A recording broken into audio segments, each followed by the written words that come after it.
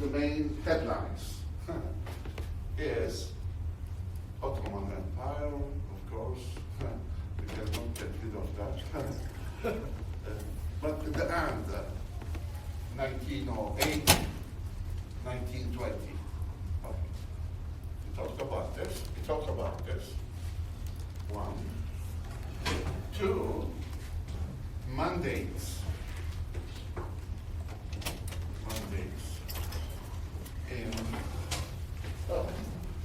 In the Middle East.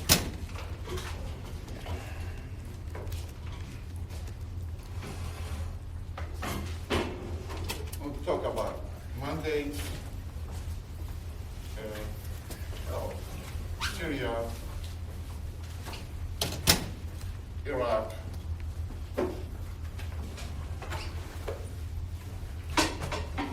Palestine,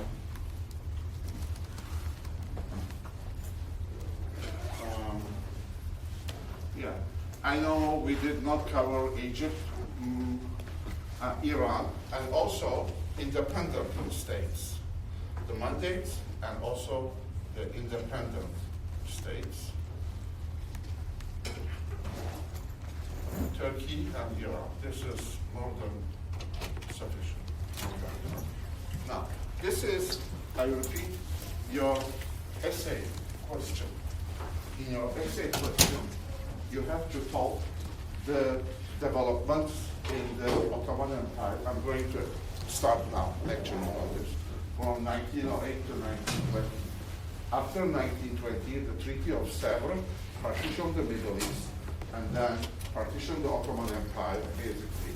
So the mandates, newly established mandates, Syria, Iraq, Palestine, and the independent states, Turkey and Iran, until 1945. So this is your essay question. Your essay question. Okay. Again, I repeat, your essay question will be, which counts 60% will be, you will talk about the events in the Ottoman Empire from 1908 to 1920, the official end of the Ottoman Empire. 1920, actually 1922, but 1920 the Treaty of Sevres totally partitioned, and a very small part of the former empire remained. And then the establishment of the mandates for Syria, for French, Iraq, British, Palestine, British. Iraq eventually very soon became a kingdom. And then the independent states, Turkey and Iran. Okay, now let's start.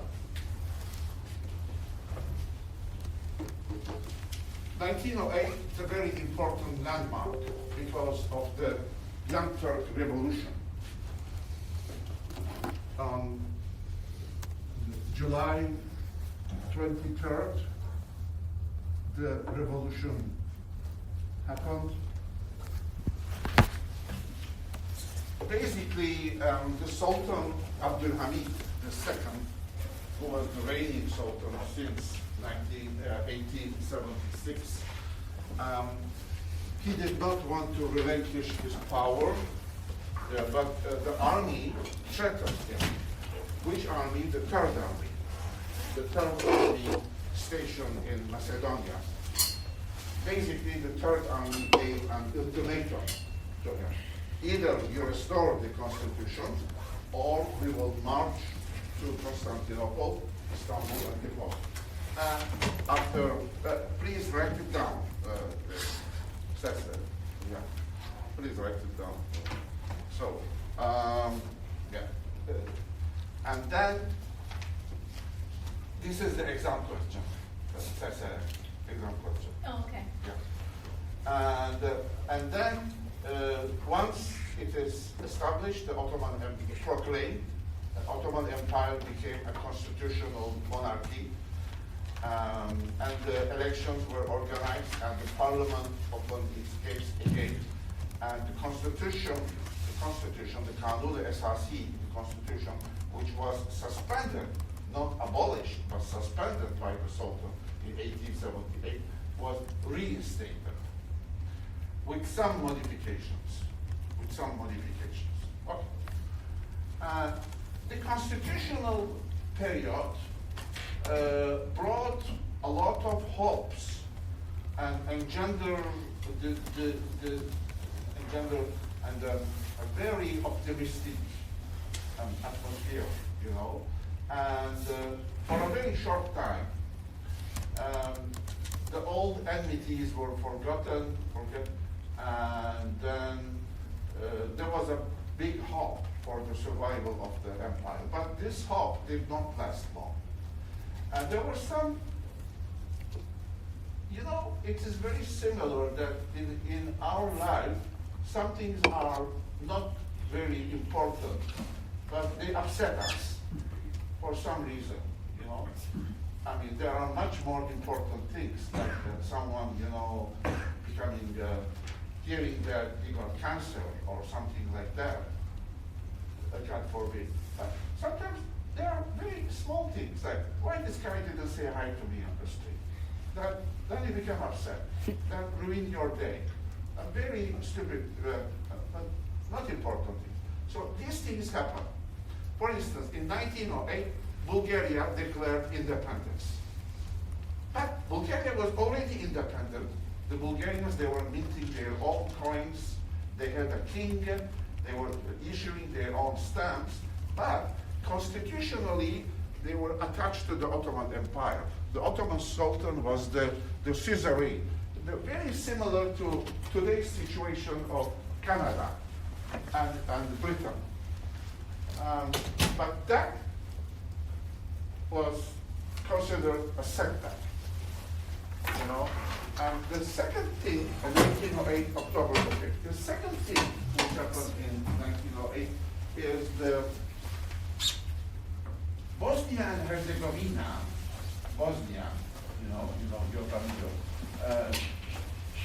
which was an independent kingdom in the Middle Ages, then conquered by the Ottomans in 1463, and then the Austrians, they occupied after the Ottoman-Russian war of 1877-1878.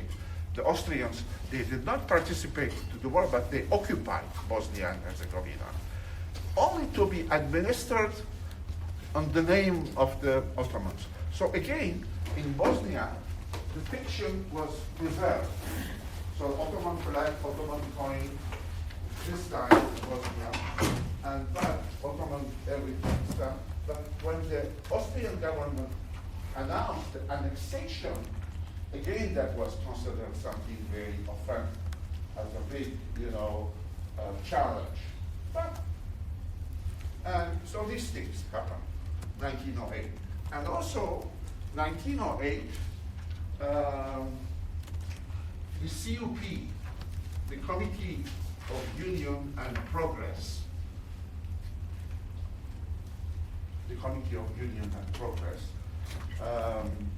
the main opposition group to Abdul Hamid, became a ruling political party. CUP became a ruling political party. And then not all young Turks joined the CUP, not all young Turks. There were the opposition to them. Basically, these opposition, we call them the liberals. Most of the young Turks, they were a member of the party, Committee of Union and Progress, and we call them unionists. Unionists versus liberals. Liberals may be like the Republicans versus Democrats. Unionists, they are nationalists, okay? And they are Ottoman nationalists, and they are centrist. They want to centralize the empire. The liberals, they want decentralization. And a lot of non-Muslim and non-Turkish ethnicities, Arabs, for instance, Some of the Arabs supported unionists, some of the Arabs who wanted more power in the Arab provinces supported liberals. Even some Turks supported liberals. Greeks supported liberals, yeah. And then basically there were two, also here, you have to mention two men, thinker and writer. One is Ahmed Reza. He was the son of an important bureaucrat, and he studied agriculture, and his mother was Austrian. He studied agriculture, and then, but he was not satisfied with the job given to him by the government, so he went to Paris. And in Paris, a lot of Ottoman dissidents, they went to Paris. You know, Paris is wonderful. Oh yeah. And then he published newspaper, Meshveret, an Ottoman language, also the French edition, Meshveret. I have the copies of Meshveret. Here, he became a main opposition leader. And then, after 1908, he came to Turkey. I mean, the COP now surfaced. And then he became the chairman of the parliament. His policy is centralization, Ottoman nationalism, and not Turkification, but centralization. His political rival also was in Paris and was his friend for a while, but then they represented opposite views. His political opponent is the nephew of the Sultan, Prince Sabahattin.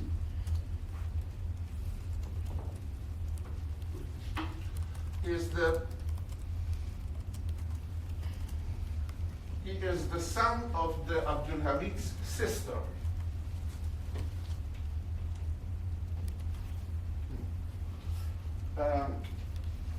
When he was 21, 22, his father,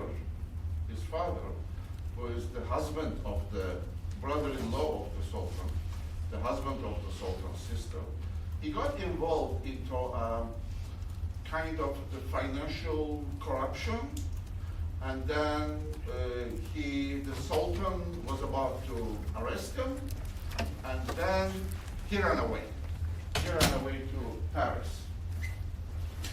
And then in Paris, Prince Sabahattin established the newspaper of Taraqi, the Progress, and then you have to write all of these things. And then he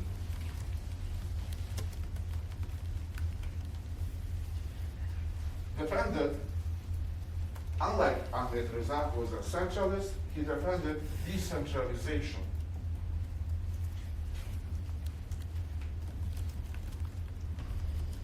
And private enterprise.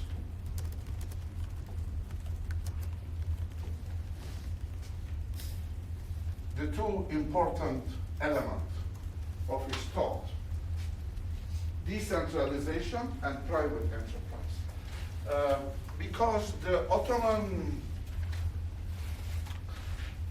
in the Ottoman Empire, the centralization since Tanzimat was the paramount, and private enterprise among the Muslims were very, very negligent, because most of the people who got a good education, he wanted to find a job in the state as a civil servant, as a bureaucrat, working for the state.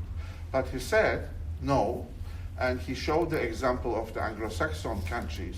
He says the young man was with the very good education.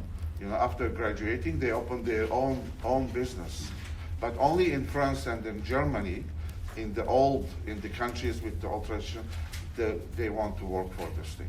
So he strongly encouraged young people to open their own business. So that is the two things.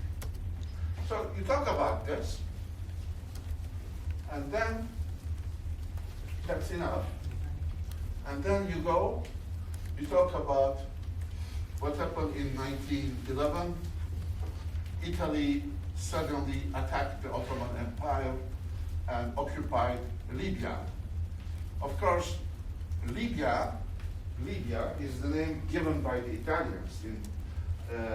Like they resuscitate the old Roman name, Libya, but the Ottomans, they call Trablus, which is Tripoli. So in English, Tripolitania. Actually, there were two provinces. Libya was divided into two Ottoman provinces. Tripolitania in the west, and in the east, Cyrenaica, Benghazi, Cyrenaica.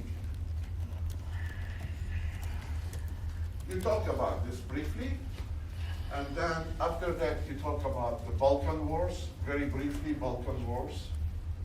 You just mentioned Balkan Wars. You said that the Ottomans, they lost all their provinces in the Balkans in 1912, 1913. A coalition of the Balkan states, Greece, Montenegro, Serbia, Bulgaria attacked the Ottomans, and they got the Ottoman territory reduced to what is today's the European Turkey. Point. Balkan Wars finished. And then the First World War. You mentioned the First World War. And the First World War, the Ottoman Empire entered the war on the side of Germany, 1914, 1918. Everything a little bit, in summary, 1914, 1918. So they entered the German bloc. Germany, Austria, Hungary,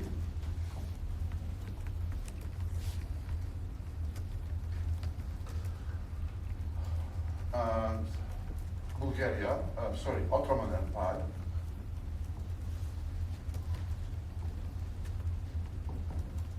and Bulgaria. So this bloc fought against, this we call the Central Empires, not Axis in the Second World War. And the Central Empires fought against Britain, France, and Russia.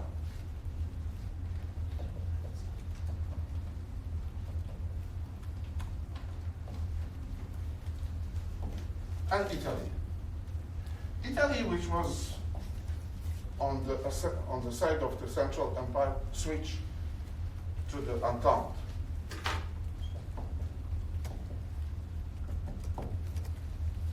So the Ottomans entered the war in 1914 after the incident on the Black Sea, and then they fought on, you just mentioned now, they fought on several fronts. So you mentioned the Gallipoli, you mentioned the Caucasus front,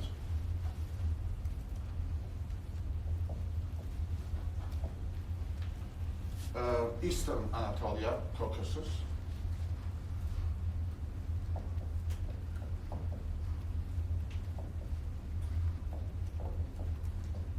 you mentioned Palestine, you mentioned Iraq. Okay. On Gallipoli, they fought against the British and the French, and they prevailed. So they pushed back British and French onslaught. So they were victorious on Gallipoli. So the Gallipoli lasted from 1915 to 1916, and the British and the French fleets first they forced the Gallipoli Straits. They were not able to pass, so they landed troops. Again, they were defeated and they withdrew. Okay. The Caucasus, they fought against Russia. And then in the Caucasus also you have to, are you recording me? Yeah. Sorry? No, it's not allowed recording. No? No. Are they recording like the whole sentence? You have to write notes. No. Recording is not. I'm sorry. No. Okay, I will just yeah. So you have to take notes. You have to write down. Yeah. Okay. In the Caucasus, they fought against Russia. And the Armenian genocide is linked to that. The Armenians, they lived in eastern Anatolia, and the Armenian leaders, they had political aspirations. They wanted an independent state. And then they thought that the Russians will support them. But Russian agenda is very interesting. Russian agenda was different. Russia wanted the land, but not the people. Russians will say, Russian foreign minister, he said, nous voulons une Arménie sans Arméniens, in a political meeting to the French ambassador. What does it mean? The French was the diplomatic language. We want the Armenia without the Armenians, he said. So that was the Russian goal. And by the eastern Anatolia, they wanted an access to the Mediterranean. That's why it's very interesting. When the Ottoman government was exiling and killing the Armenians and using the Kurdish tribes, it was a genocide. There is no question about that. Russia did not interfere. Russians, they waited. They only interfered in 1916 when a sizable Armenians perished at the hands of the Ottomans. So we talk about this, Armenian genocide, and then goes with the Caucasus front where the Ottomans, they lost one war, the Sarikamish battle, and then we talk about Palestine.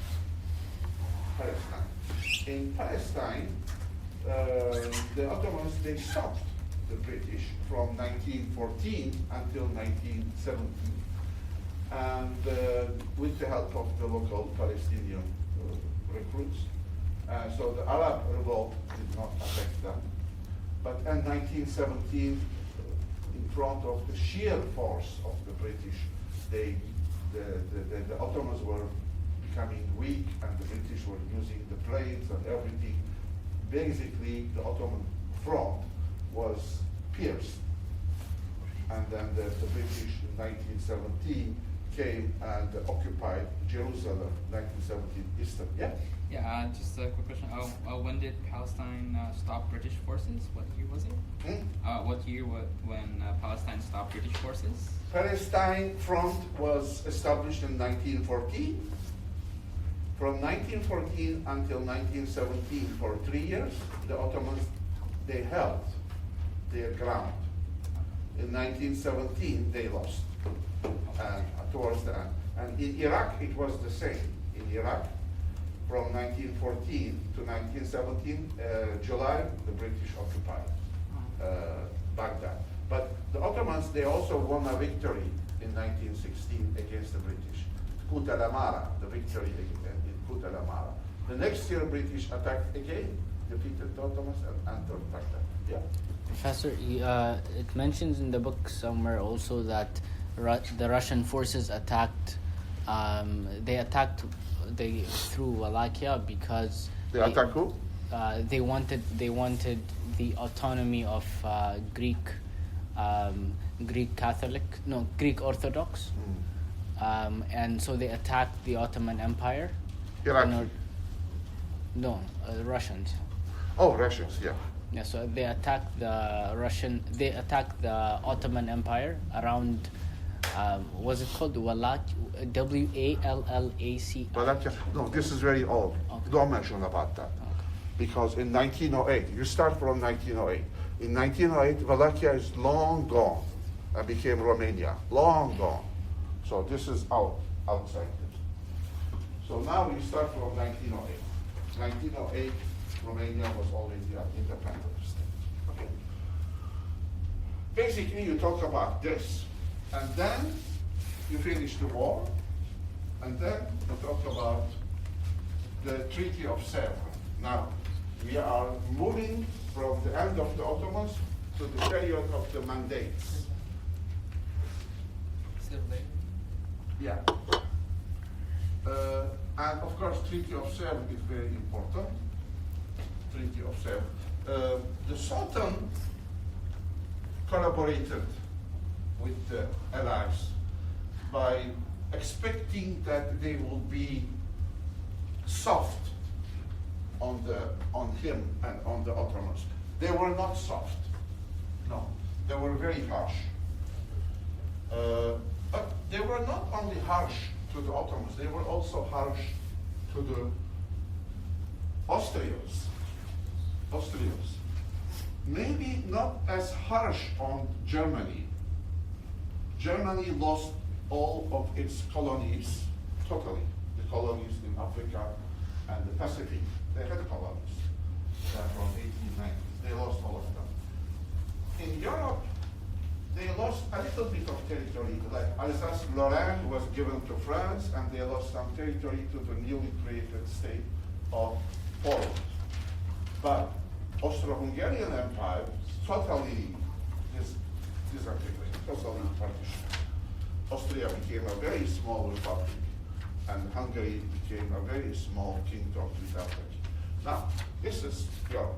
Now, here, Sèvres, the Treaty of Sèvres, signed in 1920. First, Istanbul and the Straits region. Straits, Bosphorus and Gallipoli, Dardanelles. So this was the share of who? The share of Russia, where, you have to mention the Sykes-Picot partition, the partition of in the Sykes-Picot partition, Sykes-Picot. In Sykes-Picot partition, this was promised to Russia, but now there is no Russia anymore. Russia has collapsed.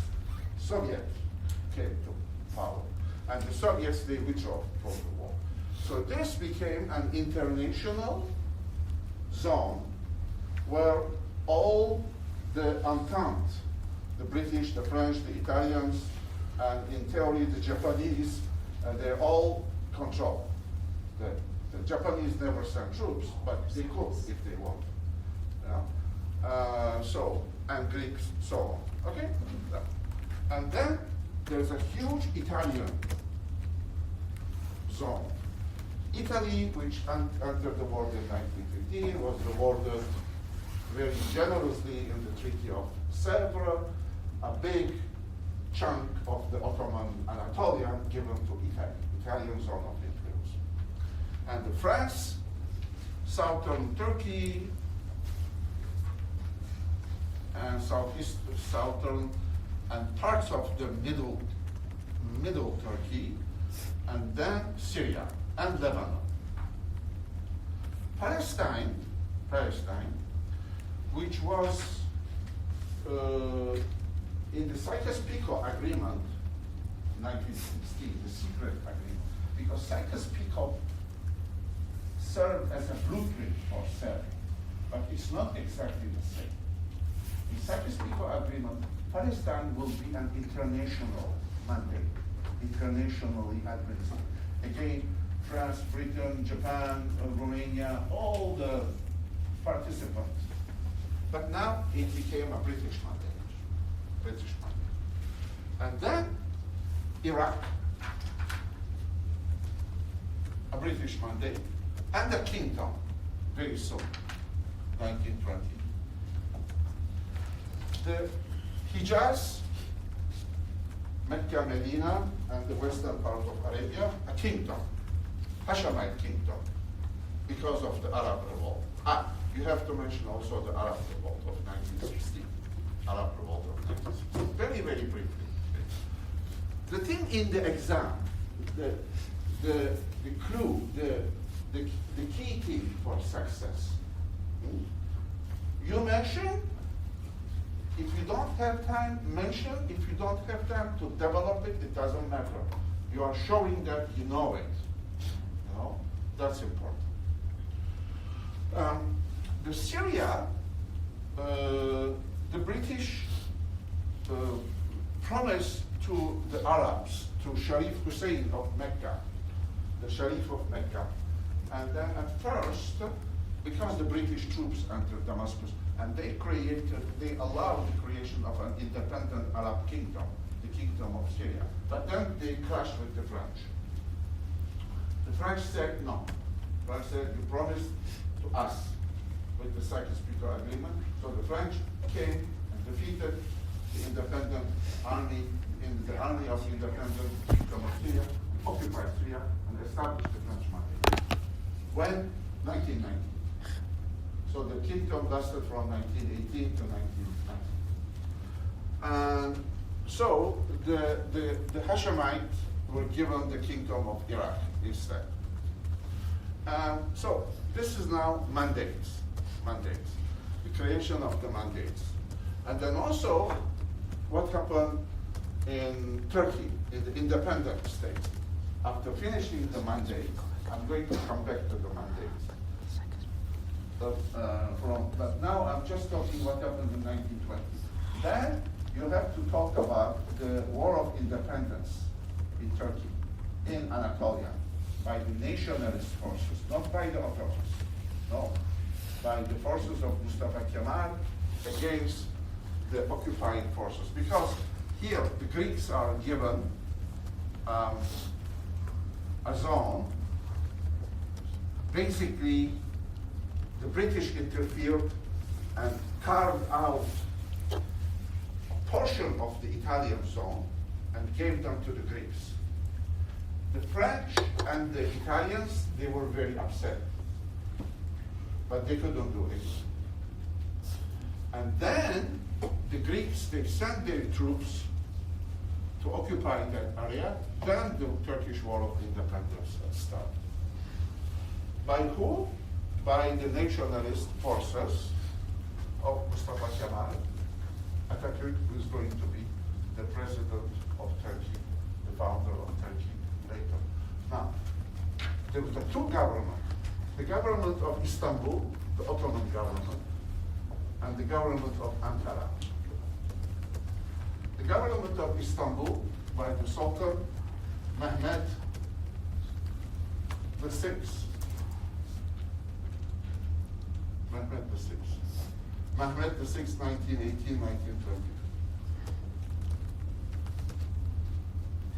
The Sultan unconditionally supported the British, accepted the occupation, and accepted everything the British wanted, only to remain on the throne as a puppet sultan and as the caliph of the Muslims. He even sent some troops to Anatolia to defeat, to put down the nationalist rebellion. So he was an instrument at the hands of the British. Mustafa Kemal started the rebellion by uniting the forces in Anatolia. So basically, the nationalist forces, the capital is Ankara, and there is a parliament. Parliament was opened in Ankara in April 23rd, 1920. The Majlis, and then they fought on three fronts, against the Greeks in the west, against the Armenians in the east, and against the French in the south. Now, in the east, that share, Eastern Anatolia, what the Armenians they called historical Armenia. because that's true. That is their land, historical Armenia. And they were ethnically cleansed there, mostly in 1950. But it is their historical land. That's true. But that was promised to Russia by the Secretary. But now, since Russia collapsed, Russia didn't get the Istanbul, which was promised to them by the British, because Russia collapsed. They also didn't get Eastern Anatolia, because the Soviets was given to a newly created state of Armenia. And Armenia was created. This Armenia was called the Armenia of Wilson, President Wilson, Woodrow Wilson, American president, because Woodrow Wilson drew the borders of Armenia. But the Armenians, they lost a lot of blood. It means that out of 1.5 million Armenians during the genocide, 660,000, 680,000 were killed. And the remain were exiled to the deserts of Syria, and then came to Lebanon, and then went to US, to Argentina, and mainly a little bit to Canada, mostly. So in 1923, out of 1.5 million Armenian, only 450,000 Armenian were. So they were not able to defend this huge land. So the nationalist forces very easily, they defeated them, and they pushed them out of Anatolia. They defeated also the French in the south. But the French wanted to occupy the southern part of Turkey with the help of the Armenians, but when they were defeated, when they saw that the resistance of the nationalists were very strong, they did not insist. So now the wind changed, the wind in the favor of the nationalists, the wind. Only the British remained adamant. First of all, Russia is gone, replaced by the Soviets. And the Soviet government is very friendly to the nationalists. First they came, they opened their embassy in Ankara, and they openly support the Turkish War of Independence. They sent weapons, they sent gold, ingot, they sent money, everything. They are behind, they are supporting the Turkish War of Independence, Lenin and the Soviets. France opened the embassy, yes, withdrew from the Anatolia, and the Turks, they accepted the border of Syria, Turkey. It means Syria given by them to France. And the French were satisfied with that. Italians also, after some brief fighting, they evacuated southern Anatolia in 1921. They left all the weapons to nationalists because the Italians are upset that the British took some of their land and Greek. So, who remained? Greeks, and behind the Greeks, British. And the British pushed the Greeks against the Turks, gave them weapon and ammunition and the logistic support, but the Greek army was defeated 1921, 1922, and they evacuated Anatolia, and the Treaty of Lausanne was signed. The Treaty of Lausanne created the new Turkey, 1923.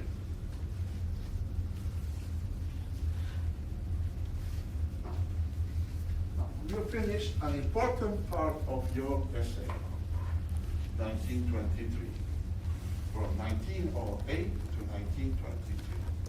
Now, from 1923 to 1945, you start the second part of your essay.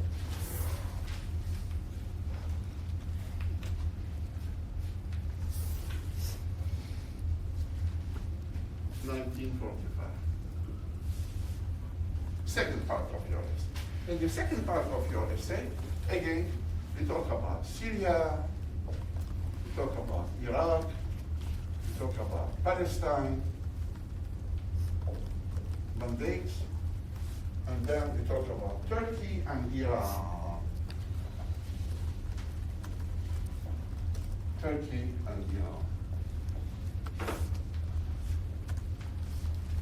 Okay.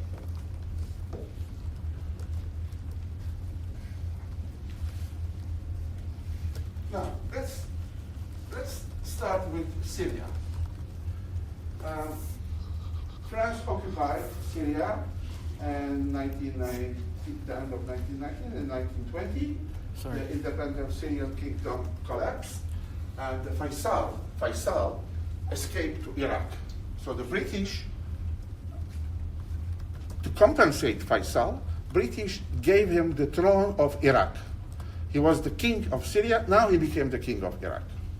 The British compensated. That's why you wanted to ask? No, what year did you write over there? Which one? The- Sorry. I didn't write anything. So it is now, now we finished 1908 to 1920. We finished 1901, 1920. Now we are in 1920. And Syria. Now let's talk about Syria. Because you may think that I talk too much on Turkey. Syria in 1920 was 2.2 million people. The majority of them lived in the countryside. Very few people lived there. And out of 2.2 million, largest city was Aleppo, 200,000, and Damascus, 175,000, and Hama and Humus, 50,000 each. That's okay. And there was some industry of textile and soap based on olive oil, because Syria is a big producer of olive oil still, and cotton and olive oil, like the French too. And the French, they divided Syria into different zones. Basically, that is Syria.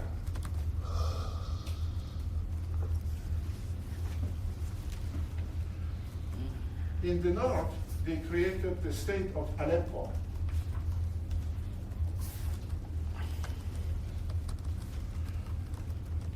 In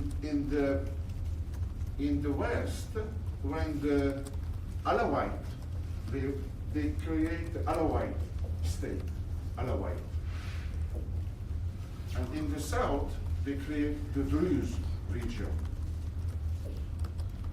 And in the south also, the state of Damascus.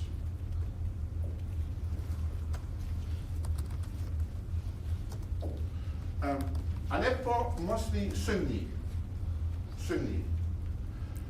Damascus, mostly Sunni. Druze, they are Druze.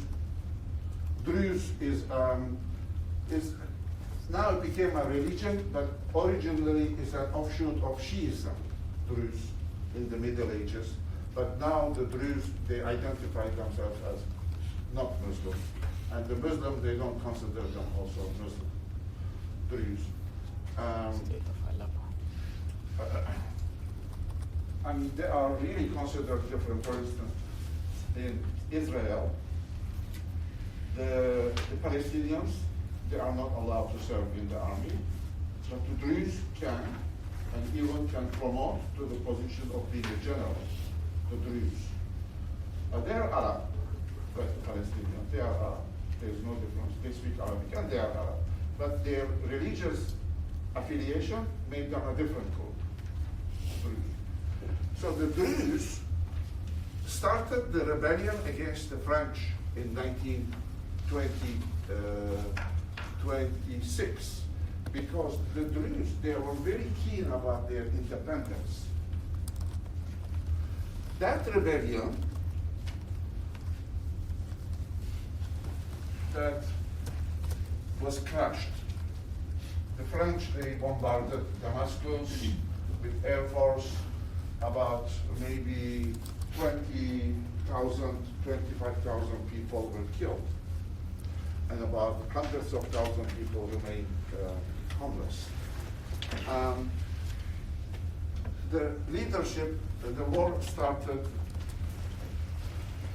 under the leadership of Sultan Atrash.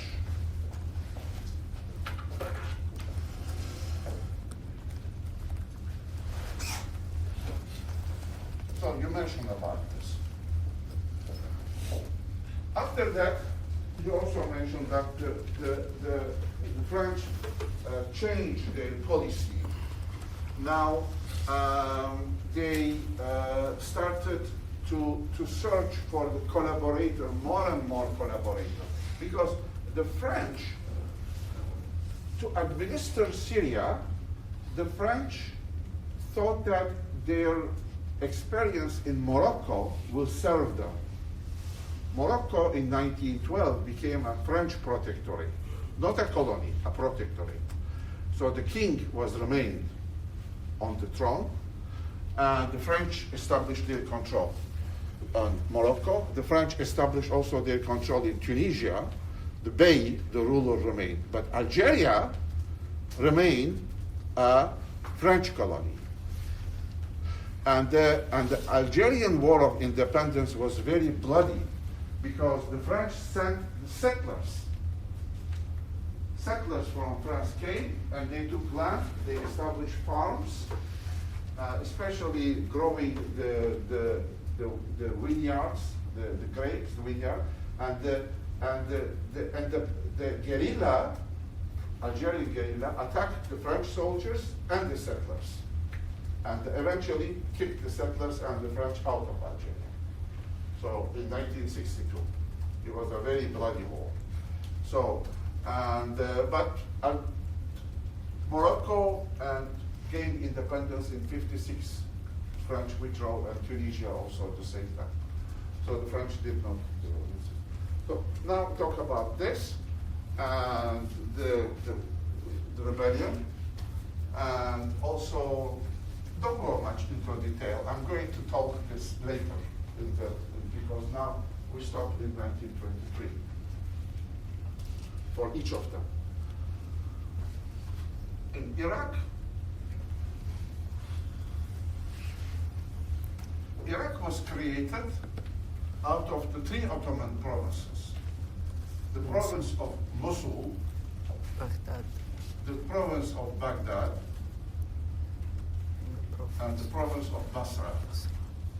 You know, the Ottomans, they were very smart. They did not want these three elements who were hostile to each other. The Kurds in Mosul, mostly Kurds. Mosul was a separate province.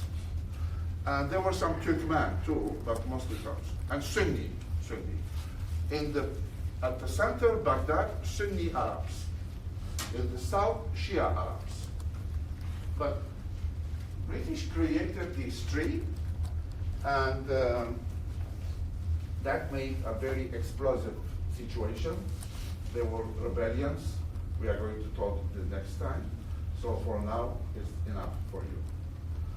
Okay, we talked about Turkey, the Turkish War of Independence. We talked about the mandate of the end of the independent Syrian kingdom, establishment of the French mandate in Syria. We talked about Iraq, establishment of the British mandate, and now the Palestine.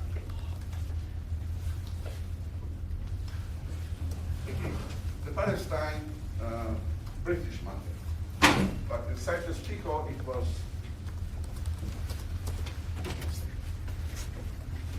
British mandate. And again, the three Ottoman provinces became Palestine. So it was created by the British, united the three Ottoman districts. Yeah? Who created Iraq? Palestine, Iraq, Yeah. British. And- Out of the three Ottoman provinces, Mosul, Baghdad, Basra, united, became Iraq. and who divided it? Was it Ottoman? Who divided? Ottomans divided before, Oh, when they conquered in 16th century. Yeah? Okay, so like for the creation of Palestine, is it like after the Balfour Declaration? No, before. Yeah. Okay. Balfour Declaration is 1917. because it was very problematic here, the situation in Palestine.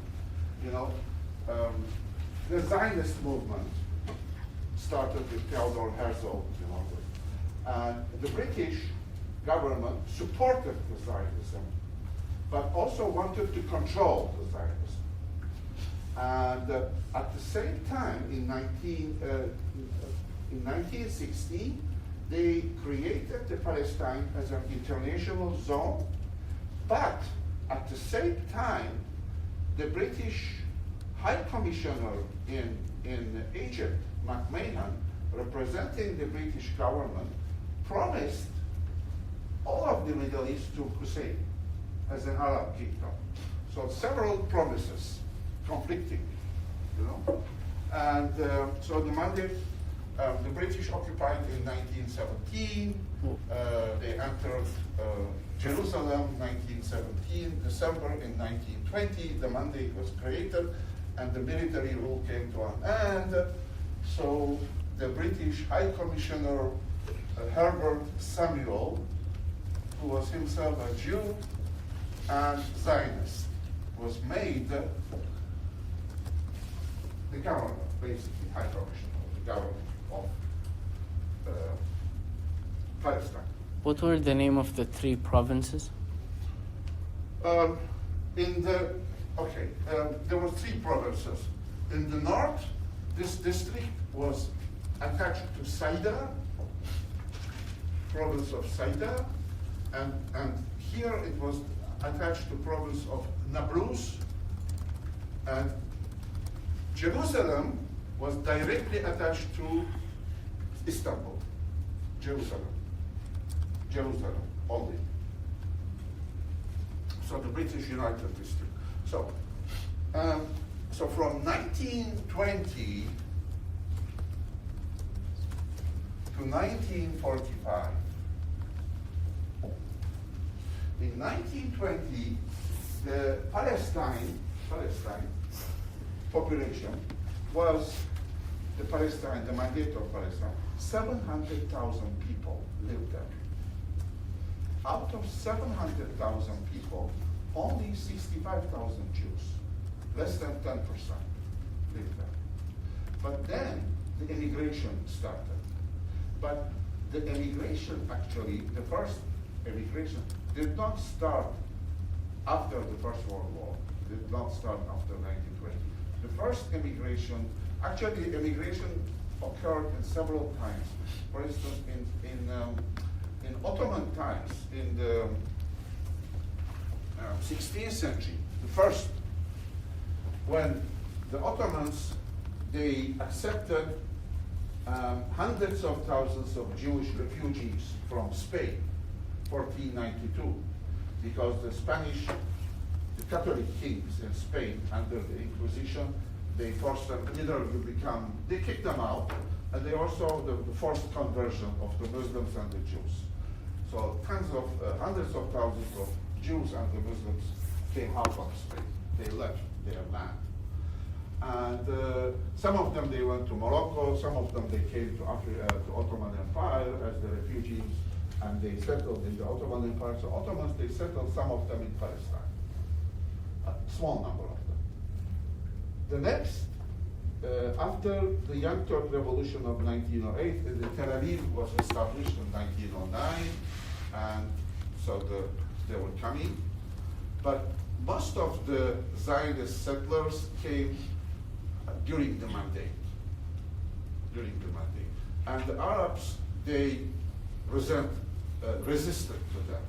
And the Zionists became organized. So from 1920 to 1948, until the creation of the State of Israel, the confrontation was there, and the Zionists, they created their defense forces. The defense forces that I'm going to talk next time, not this time. But these defense forces were already started to be created. The most important, Haganah and Irgun. And the Palestinian and the Zionist clashes, 1923, and then the much more important 1929 rebellion, and then 1936 rebellion.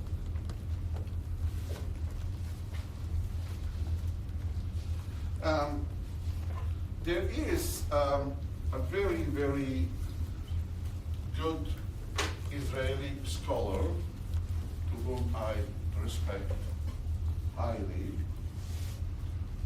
His name is Ilan Pappé. He is anti-Zionist, and he used to teach at the University of Hebrew University of Jerusalem. Now he is teaching in England at Exeter, and he has a very good book, The Ethnic Cleansing of Palestine, because the Zionist leadership, on the one hand, wanted to increase the numbers of the settlers. On the other hand, their idea was to kick out the Palestinians.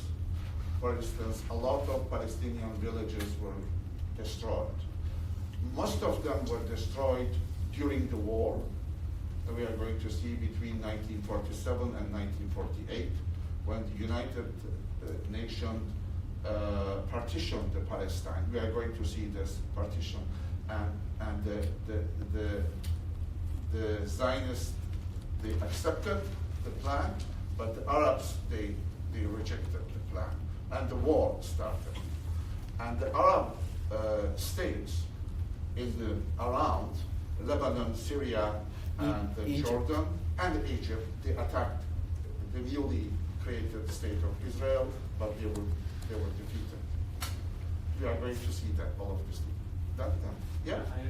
You were going to mention the population in 1945 versus the 700,000 and less than 10% Jews. I know it's in my notes somewhere, but when the mandate came to an end, now the Jews, they formed about 1/3 of the Palestine, not 10%, 1/3, because of the continuous immigration.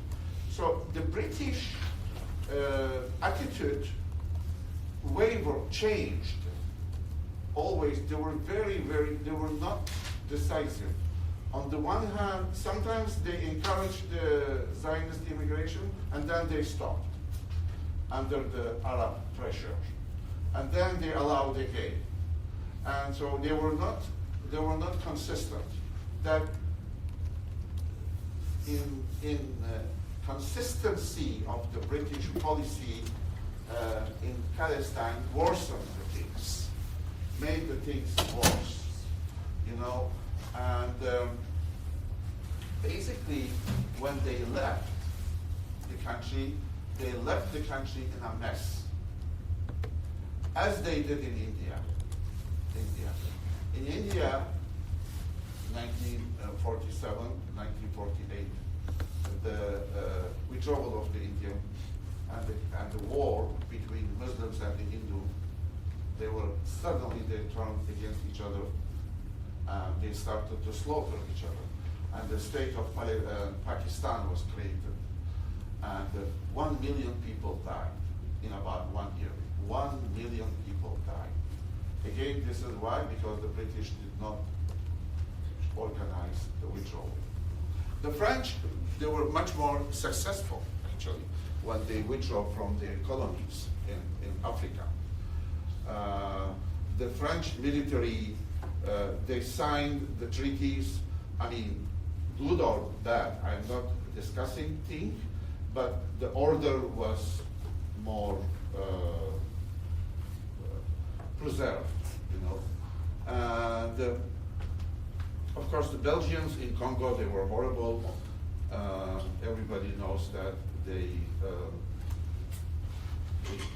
killed people, they mutilated native Belgians, and so it was the private property of the king, and then all these atrocities came out, and even the European public opinion, which were very biased against the Africans at that time, even they were shocked, and because of the atrocities and everything committed by the Belgians. and then the private property of the king, which was the independent state of Congo. Congo became a Belgian Congo in 1908, I believe. So now we will talk about the Zionist immigration. We'll talk about the resistance to the Zionist immigration. We'll talk about the ethnic cleansing of the Palestine. But the main ethnic cleansing occurred during the war between the Zionist forces after the creation of the State of Israel and May 14, 1948, and the Arabs Professor? and the Jews. There are different plans. 1947 plan was like that. Gaza, not only Gaza, but an important part of Negev was the Arab state. In the north of Israel today, the Galilee, that there was an important part, interior. And also, is Jerusalem, was a much bigger West Bank, much bigger. Okay. So, the Jewish part was around the Sea of Galilee, which is the eastern Galilee, was left to the Jewish state, and interior left to the Arabs. So all the Mediterranean plains were a Jewish state with the Negev desert. And then was a big interior, bigger than today's West Bank, the Arab state.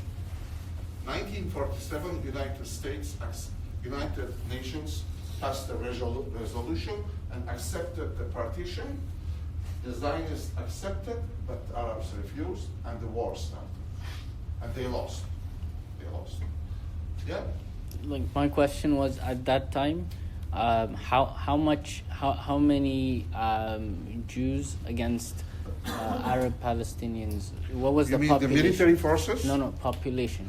Population, I told you, in 1947, the Jews, they made 1/3 of the Palestine. 1/3. 1/3. What percentage of the land was given to them? Oh, the percentage of the land they control was not very much. The percentage of the land was probably less than about 10%. In 1947, the Jewish agency, controlled about 10 to 11% of the land. That's it. Most of the land still belonged to the Palestinians. Despite the fact that a lot of the land was purchased by the Jewish agency from the absentee Arab landowners. Yeah?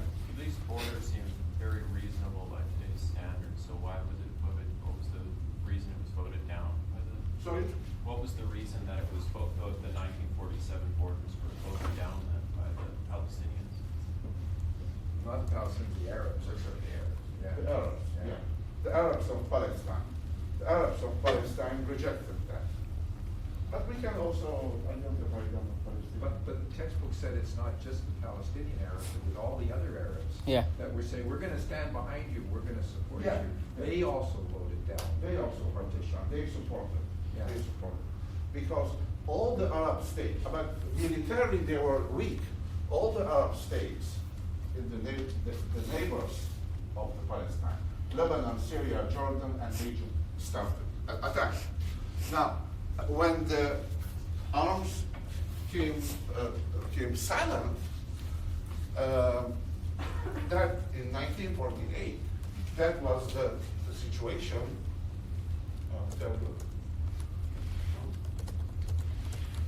Gaza, the Strip of Gaza was created and was occupied by the Egyptians. Egyptians, they managed to occupy Gaza. So they have Sinai, already there, Sinai. They attacked Negev, but they were pushed out. But they remained in Gaza.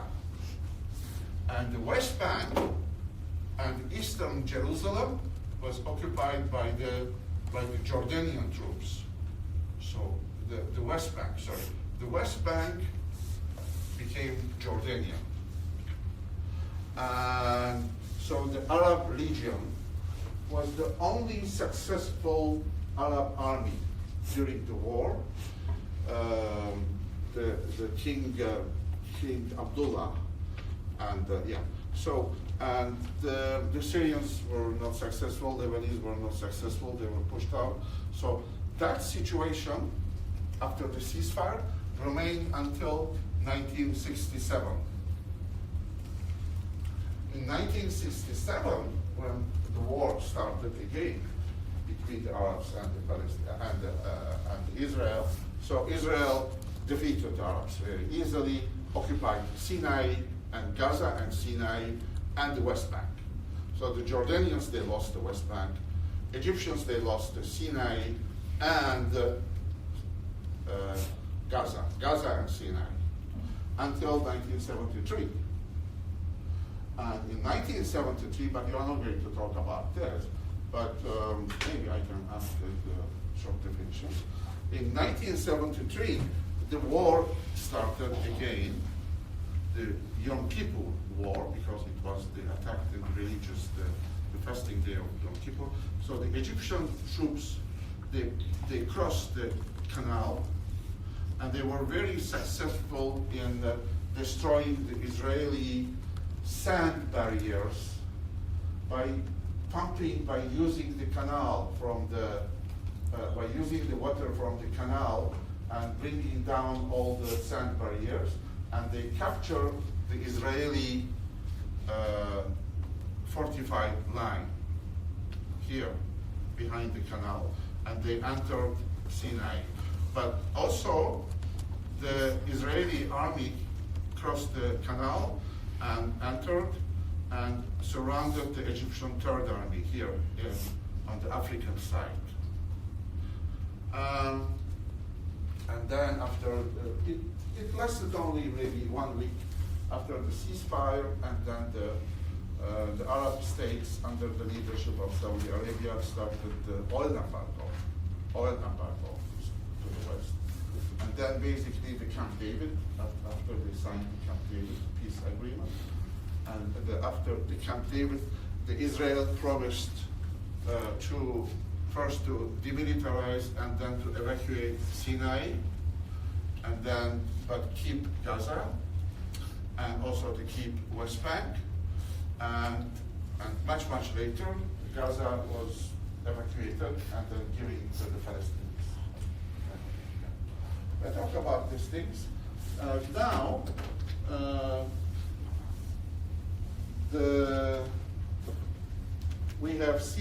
we have covered between 1908 and 1923 for now. So the next class, I will lecture from 1923 to 1945. So this is your essay question. But what about Turkey? You said that that's also part of this first. That's also part of the essay. Yeah, okay. The only part I didn't lecture today is Iran from 1908 to 1923. Right. So I didn't. So next time I will briefly explain Iran between 1908 and 1923, and I will start from 1923 to 1945, Turkey, Iran, and the Middle East.